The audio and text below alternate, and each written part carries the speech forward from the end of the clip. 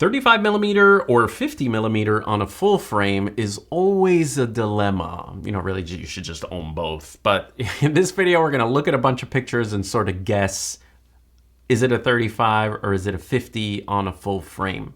Now, first of all, it doesn't really matter. We've talked about this in my other video because I've already made this video for APSC. If you want to check that out, give me more views. But here we just want to guess. We want to see what can the lenses do. And a lot of it has to do with how far you are to your subject. And that's how you zoom with a prime lens. So let's do it. So let's start off with a little tutorial here. We're just going to show you examples of me picking one of the lenses and why. So I love a 50 millimeter for its versatility because it's great for portraits. This is a portrait of my daughter, which I automatically love. But what's great about the 50 is if I want to get more of the environment, or if I want to go a little, quote, wider, I don't have to switch my lens out. If I was shooting a great portrait full length at 105, well, if I walk up to her, then I'm just getting a ginormous headshot. So this is 50 millimeter. Now, if I back up, this is also, oh, by the way, cameras, people like to know cameras. This is the Nikon Z6 II with the 50 millimeter 1.8, I believe. Oh no, this is the Sigma 50 millimeter 1.4. One of my favorite lenses. Same lens, we just kind of are in the same spot. I just made her stand up on this little porch here, and I backed up just a little bit. I don't love that the lamp is behind her head, but I was gonna Photoshop it out. But here we have leading lines to her and not tons of compressions. Now, if I was gonna use an 85 or 105 here, that window would completely be behind her like a big frame, which is maybe what you would go for. But this, and now is a little closer, we're using flash here, but this is the Nikon Z6 II again with 50 millimeter. And this is just to show you if you're just a little closer than this, you can get great background separation. I have even foreground separation here. And if you get even closer, I focused on the wrong eye, but you look at that, you can see me in there. This is, you could get super dreamy bokeh if that's what you're going for. This again is the 50 millimeter 1.4 by Sigma, which is an amazing lens. So that's to show you distance. I have a couple of more examples before we get started, before you start guessing. So here's my son. We were in Quebec City here, and an example of how you can zoom with your feet. So this is the 35 millimeter, but here on the 35, you could see a little bit more bowing in the edges. Like it's not as flat as a 50 millimeter, but if you could see it there, right? You can kind of see the curving of the bricks and stuff like that. So for me, the 35 doesn't work as well for an environmental portrait. I'd rather have the building be a little flatter. And by the way, with tricks and Lightroom, you can kind of change all this stuff out.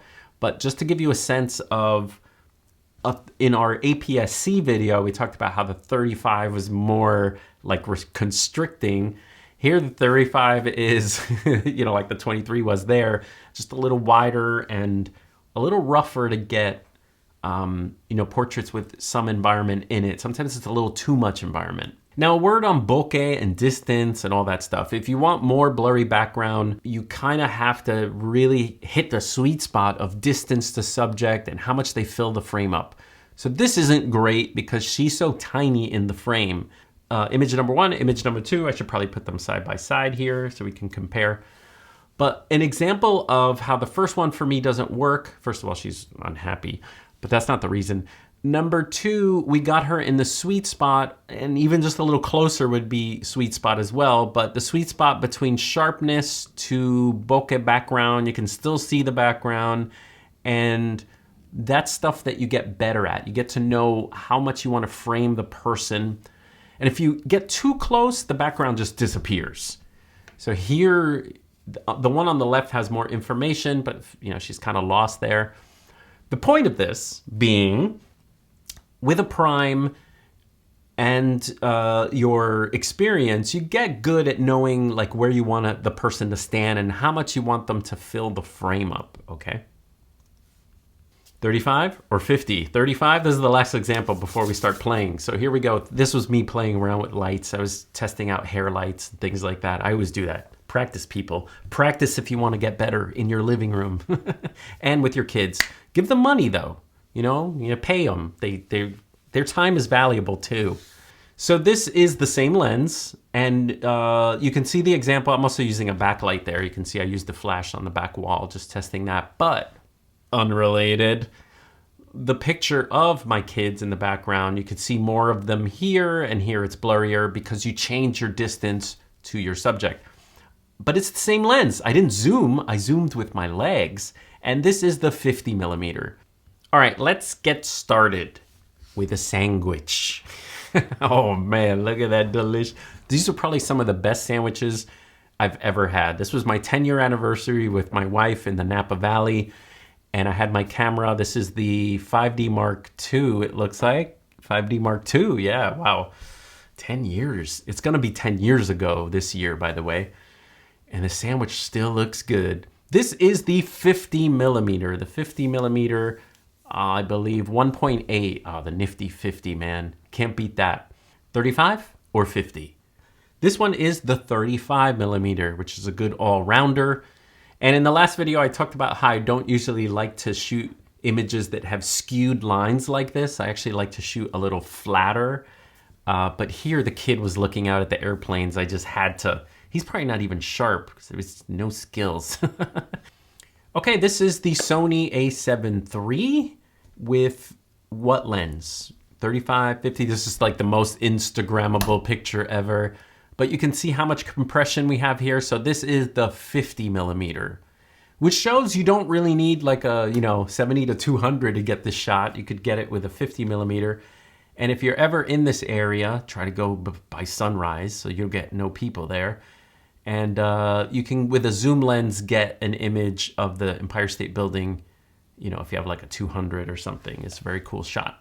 Ooh, pretty flowers. 35, 50? The answer is the 35 millimeter. Aw. Ice cream. This one is the 50 millimeter.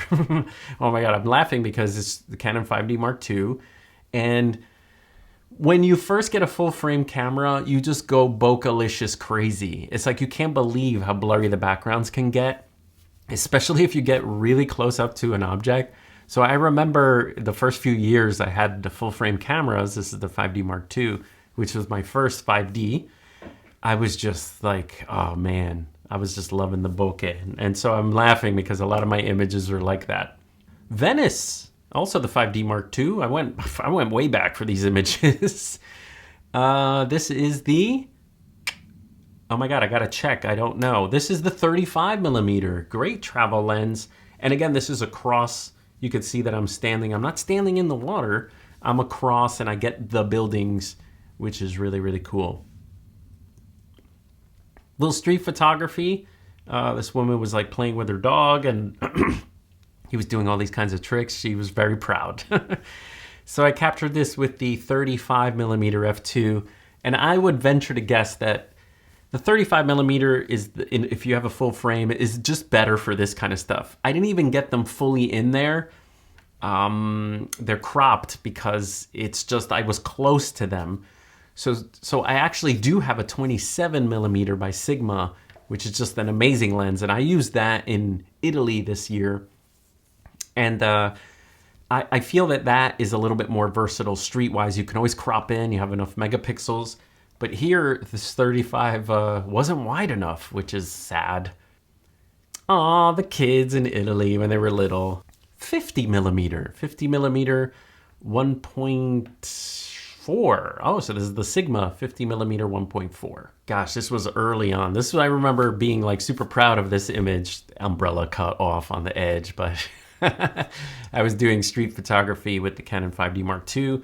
But this one is the 20, I was about to say 23, not the APSC video. This is the full frame video. This is the 35 millimeter, and I still cut the umbrella off. Terrible. All right, my little girl, long time ago. This is at Disney. We're not anywhere exotic. We're at like Epcot Center, like the different worlds. But this is the 5D Mark II, and this is the 35 millimeter f2 lens. which I find great too, because I shot a lot of video with that lens because it has image stabilization, but that just has a cool look, that lens. Oh, there's my little boy. This is the 50 millimeter on the, this is now the Canon 5D Mark IV. I upgraded 5D Mark IV with, again, my Sigma art lens.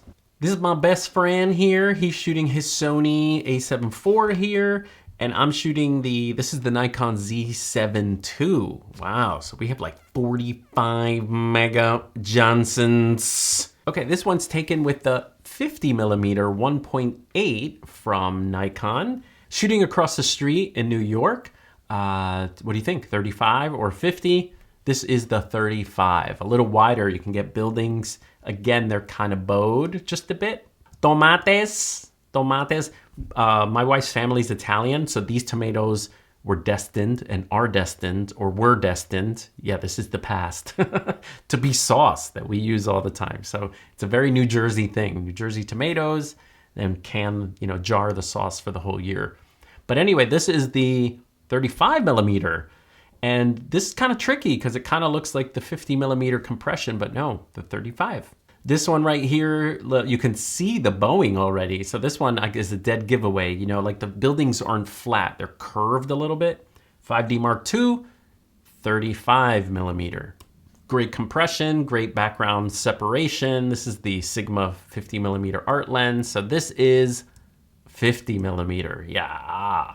Oh, the kids were little. This is the 5D Mark II with the, well, those trees are kind of close to them. So this is the 50 millimeter, yes. Now I act like I can tell just by looking, but I'm checking my metadata here, which goes back to our point. Sometimes it doesn't matter, it doesn't matter. Kids, Italy, 50 millimeter. Me being strong, 50 millimeter. Me playing chess, oh, look at that depth, that bokeh. This one is the 50 millimeter. Yeah, a little flatter, a little nice, no bowing. This one looks a little wide, 35 millimeter. That's right, oh my gosh. This is carbonara with guanciale. Molto bene. Speaking of pasta, 50 millimeter, yes. Speaking of Seattle, this is not even processed, this image. I must have just grabbed it for the wideness of it, which means it's the 50 millimeter. Now, if I had a zoom lens, you could be like 14 millimeter, but then it would be all distorted and stuff. So again, I mentioned this in the APS-C video. That's what prime lenses are great for. They force you to, keep the same sort of distortion. Instead of like some of your images are bowing and other ones are flat, if you have the prime, then your legs are zooming and the lens always does kind of the same thing, so it's kind of neat. Oh my God, this is just like so close. This is an example of when I was bokeh crazy. I was just like so amazed that the eyes could be sharp, and just like the back of her eyebrow, even the front of her brow is, her eyes aren't even sharp. It's like her eyelashes are sharp. This is the days before eye autofocus. This is the 5D Mark II. This is also the 5D Mark II, but funny, this is when 5D Mark II was new, and this is the rebuy when I was like nostalgic. And this one is the 35 millimeter. And I didn't look at it. I could see the bumper is not as flat and compressed. So this is the 35 millimeter. But look how cool. You can get the Continental sharp, and the glass back here is all falling out of blurriness. Oh, this is when I would practice my lighting and do all kinds of things in the living room. This is like my painting, these tangerines, working with color. This is when I was so motivated. Now I'm still motivated, but for different things. This is the Canon 5D Mark II, and this is the 50 millimeter. Yes, the 50 millimeter nifty 50 right there. And we'll end with the love of my life. This is 35, 50 portrait lens. Which one would you use for portraits? This is the 35. So you can, at the right distance, get cool pictures, not cropped. Let's check it. Not cropped, full frame, the Canon 5D Mark II with that 35 millimeter f2. So, all right, see you guys next time.